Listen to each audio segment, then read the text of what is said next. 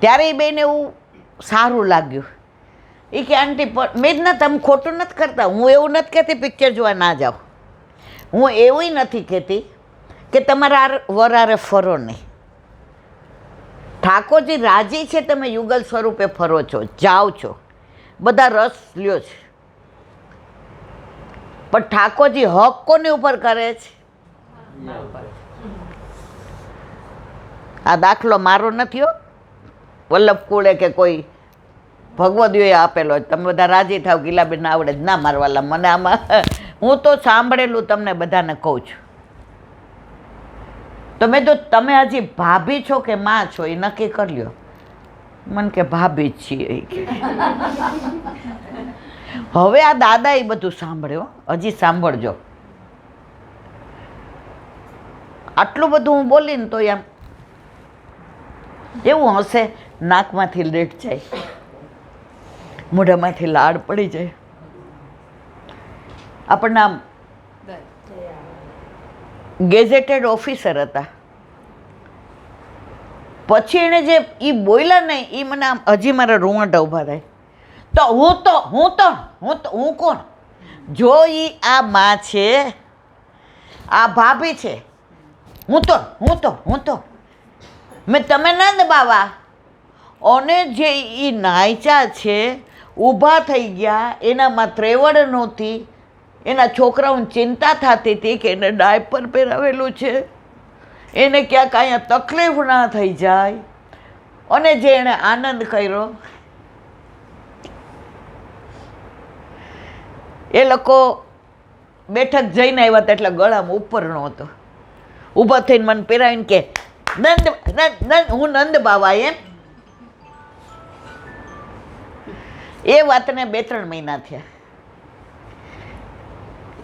મારી પાસે જો હું કોઈને ઓળખતી નથી, નામે નહીં, નંબર નહીં. પછી એનો ફોન આવ્યો, ઈલાબેન હવે શાંતિથી ને આવે છે, ખુરશીમાં બેસે છે.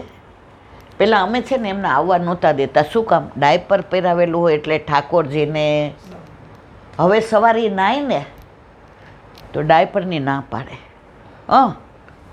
હમણાં નહીં, એટલી શુદ્ધિ આવી ગઈ ઠાકોરજીની એને.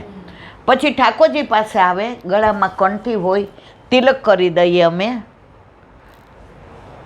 10 વાગ્યા સુધી પાણી મોઢામાં ન નાખે. જે વ્યક્તિ 5 વાગે ઉઠીને હા ખાવાનું આપો. 10 વાગે અમે 9:30 પોણા 10 અમારા ઠાકોરજી જાગે. અને અમે પેલું ઝારીજી ભરીએ ને એટલે રાતનો જે જળ હોય ને એ હોય ને એટલે અમે બધા લઈ લઈએ. એટલે હવે આવીને બેસે ને એમ કે મને પહેલાં આપી દો. એ જળ લે. પછી ઠાકોરજીનું જે રાતનો બંટો હોય અમે બધા લઈએ ને એટલે કે મને આપો. 12 વાગ્યા સુધી બેઠા રહીએ વગર ડાયપરે. ન બાથરૂમ જાય, ન તોફાન કરે, ન કાંઈ ઢોળે, ન કાંઈ ફોડે, ન દોડે. પછી બા કે હું એને કહું શ્રી કૃષ્ણ શરણમમાં બોલો. હવે જીભને તો લખવા છે, બોલાય નહીં. એટલે કે જે મેં તો ભલે જે બોલે. જે બોલે છે ને એ વલ્લભનું નામ લે છે. તો હવે ધીમે ધીમે એને સન્મુખ થયા ને. મારે જે કહેવું છે તે આ છે કે આપણા ઘરે આપણા માથે બિરાજતા આપણા ઠાકોરજી. હવે આ વસ્તુ એને મંદિરમાં લઈ જાય, ભાઈને કાંઈ કરવા દે મારા વાલા.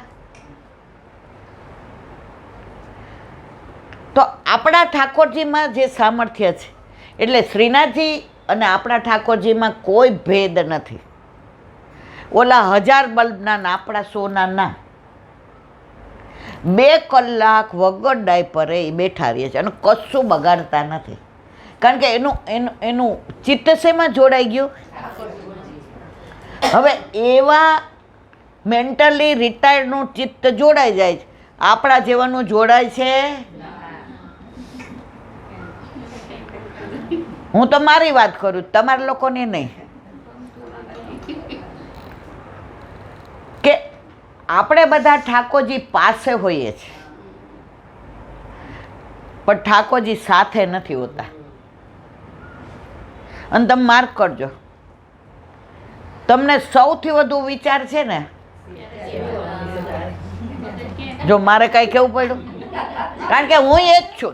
જો તમે લોકો ક્યારેય ન માનો કે હું કોઈ એક્સ્ટ્રા ઓર્ડિનરી છું, કે હું તમારા બધાથી જુદી છું.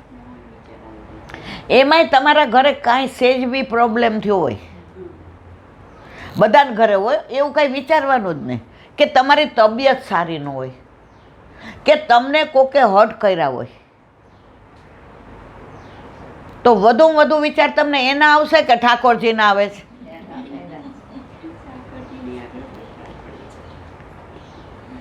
ઓલા માણસને બધા વિચાર તો વયા ગયા જ, મેન્ટલી રિટાયર્ડ છે, તો એનું ચિત્ત વશેમાં જોડાઈ ગયું. 2 કલાક સુધી એને ડાયપરની જરૂર નથી પડતી. ઇટ મીન્સ કે એનું ચિત્ત જોડાયેલું છે. બસ વલ્લભ એ જ કહે છે કે અમાસની અંધિયારી રાત હોય, કાળી, તમે માળાજી કરવા બેઠા છો અને સોયમાં દોરો પરોવો છે. આ લાઇટમાં તો પોરવી ન શકીએ. હવે બધે અંધારું છે, લાઇટ વહી ગઈ છે, વીજળી ચમકે એટલી વારમાં સોયમાં દોરો પરોવાઈ જાય, એવું ચિત્ત આપણું આપણા ઠાકોરજીમાં લાગી જાય ને મારા વાલા, તો માની લેવાનું કે હવે આપણે આગળ કાંઈ કરવાની જરૂર રહેતી. પણ આપણને 1000ના બલ્બમાં ચશ્મા લઈએ છીએ તોય સોયમાં દોરો પરોવાતો કેમ?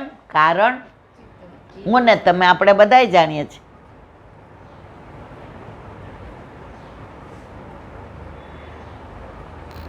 તો જે છે તે આ છે. પણ આનું સમાધાન એ વલ્લભ કુળના બાળકો કે શાસ્ત્રીજીએ ક્યાં સાંભળવું હોય એનું, કે ભગવદીઓ, મૂંઝાવાની જરૂર નથી. શું કામ? આપણો રસ્તો બરાબર છે. મંજિલ વલ્લભે દેખાડી દીધી છે. આપણે હિમાલયમાં બધાય ટોચ ઉપર જતા હોય ને બધાય ચડતા હોય, બધાને એવરેસ્ટ પર ચડવું છે, ચડવું છે ને?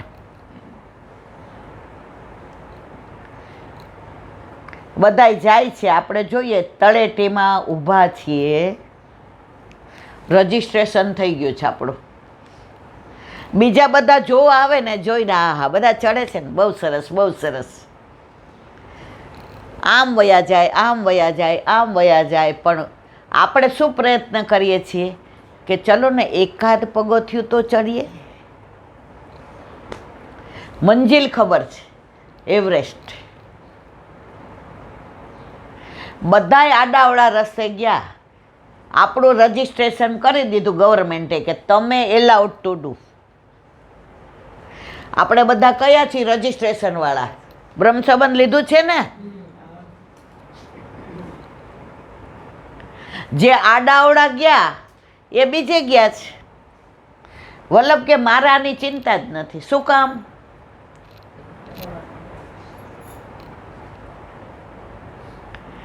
તો રજિસ્ટ્રેશન થઈ ગયું છે. હવે એમાંના ઘણાય શું કહેશે કે ચલો ને લાકડી લઈ લો, થોડો પ્રયત્ન કરીએ. ઘણા એમ કે મારો હાથ પકડો ને તમે, તો આપણે બેય જઈએ. ઘણા એમ કે તમે થોડે સુધી જાઓ ને, તમારાથી ચડાતું હોય તો અમે આવીએ. હવે જે લાકડી લે છે ને, એણે ઠાકોરજી પધરાવી લીધા. એણે હવે ચિંતા કરવાની જરૂર નથી. બીજાને કહે છે ને તમે મારો હાથ પકડો, ભગવદીનો સંગ થયો એટલે હવે એણે ચિંતા કરવાની જરૂર નથી. પાછા ભગવદીએ ઓળખતા આવડવા જોઈએ હો મારા વાલા. અત્યારે આ કળયુગમાં હરિરાયજીએ 500 વર્ષ પહેલાં સ્પષ્ટ લખ્યું છે, જે વાંચતા હોય એને ખબર હશે, વંચકો વધી ગયા છે, તમારો બગાડ થતા વાર નથી લાગતી. તો વંચકોથી ચેતન રહેવું. અમારે વર્ષમાં એકાદી વાર એવા નંગ આવી જાય, મને દબડાવે. તમે ઠેકો રાખ્યો ઠાકોરજી પુષ્ટ કરાવવાનું કહેવાનું? અમને પૂછો ને, પહેલાં શરૂઆતમાં આમનું મોઢું બગડી જતું હતું. મેં તો રેખો તુલસી સંસાર મેં ભાત ભાત કે લોગ સબસે હિલમિલ ચાહીએ નદિયા નાવ સંજોગ. મેં ના ભાઈ, મેં ઠેકો નથી રાખ્યો. એમને વાંધો મારી સામે નથી. સત્સંગ તો આખી દુનિયામાં આટલા બધા સાંભળે છે. મેં કોઈ દિવસ હરામ બરોબર જોયું હોય તો વ્યુઅર્સ કેટલા છે. લોકો ફોન મેં ના મારે નથી સાંભળવું. પ્રશંસા એ તમારી પડતીની પેલી નિશાની છે. પ્રશંસા કોની કરવાની? વલ્લભની. આ મને બોલાવવાવાળા કોણ છે? હું અહીંયા બેઠી ત્યારે મને ખબર હતી હું શું બોલવાની છે? ના. તો મારે આ વંચકની વાત કરવી છે કે આપણે ચેતન રહેવાનું. હવે એમને એના ઘરવાળા અઠવાડિયું 15 દી થાય ને એટલે ધીમકથી કે આપણે ઠાકોરજી પુષ્ટ કરાવી લઈએ. ઈલાબેન કહેતા હતા કે દૂધ મિશ્રીના. હવે ઈલાબેન કહેતા હતા એ તો શબ્દ આવે જ. સમજ્યા તમે મારી વાત? આ તમે લોકો દિવસમાં સાચું બોલો, મારા એકાદ વાર યાદ કરતા હશો કે નહીં? કરો છો કે નહીં? કોઈ દ્વેષથી કરે, કોઈ ક્લેશથી કરે, કોઈ ગાળો દેવા માટે કરે, અને કોઈ ભાવથી કરે, કોઈ અભાવથી કરે, કોઈ સ્નેહથી કરે, કોઈ લાગણીથી કરે. એનાથી મને મતલબ નથી, પણ યાદ તો કરે છે ને. કંસ ઠાકોરજીને ગાળો દેતો તો મેળ પડી ગયો ને. એવી ચિંતા નહીં. એટલે એ ભાઈને મેં કીધું કે એટલે કે આખો દી ઈલાબેન કહેતા સત્સંગ, અને જે એમનો ભાવ અને એનું મોઢું હતું ને એ હજી મારી નજર સામે સરે છે. શરૂઆતમાં મારા દીકરા વહુ, મારા પૌત્ર પૌત્રી આ બધાને મને કોઈ દબડાવે આ લોકોને ગમે, પણ હું તૈયાર હતી માનસિક રીતે. મને ખબર હતી આ બધું થવાનું. મેં કીધું શું કામ તું મારું નામ દેશ બેટા? એટલે ઓલી ભોળી હતી અને ઓલો મારી જેવો હતો. એ કે હવે નહીં દઉં, બસ ઠાકોરજી પુષ્ટ કરાવી દઉં છું. જુઓ, વાત તો એ જ આવી. આઘાર્યો અટ્ટા નહીં, અહીંયા આમ નહીં કરવાનું, ફ્રીજમાં આમ મૂકવાનું. મેં મારી માને જોઈ છે.